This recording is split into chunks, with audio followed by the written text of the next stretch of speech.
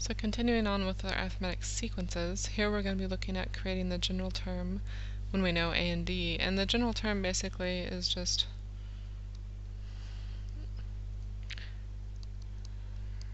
write the formula.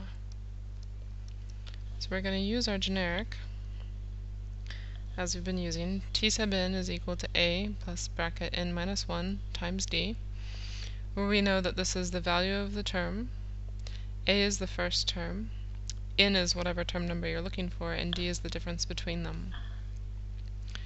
So as an example here, if a is equal to 4 and d is equal to 5, find the general term, and by that they mean literally find the equation. So like they've done, we'll plug a is equal to 4, so a will become 4, and we know that d is equal to 5, so d will become 5.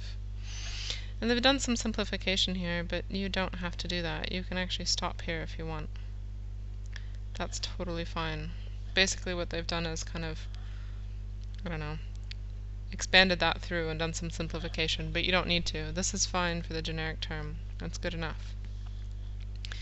Now, if you've got the generic term, so if you have t sub n is equal to 4 plus n minus 1 times 5, you can find any term we ask. So if they ask you to find the 100th term, for example, that's t sub 100, so that means n is going to become 100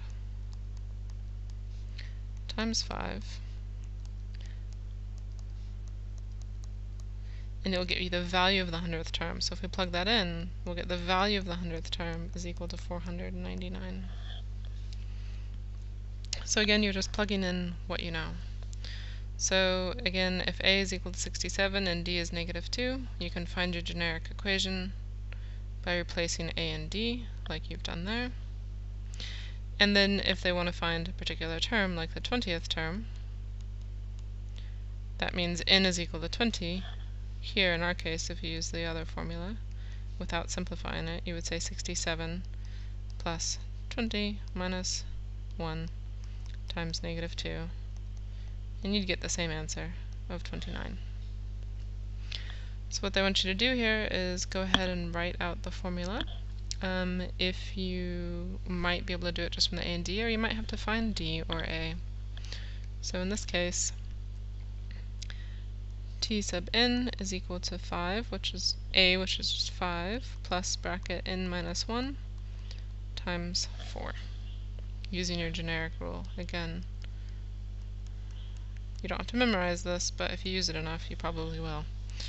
But use your formula sheet if you need to. So here, I know that a is equal to 5, and d, I have to figure out what that is. Remember, you have to go up and down by the same amount, up or down by the same amount in an arithmetic sequence. So to get from 5 to 12, I go plus 7, and to get from 12 to 19, I go plus 7. So that's the same each time, so my d is 7. And here, again, t sub n will be equal to 5, which is the first term, plus bracket n minus 1 times 7 for your formula. And if I wanted to, I could ask, as an extension,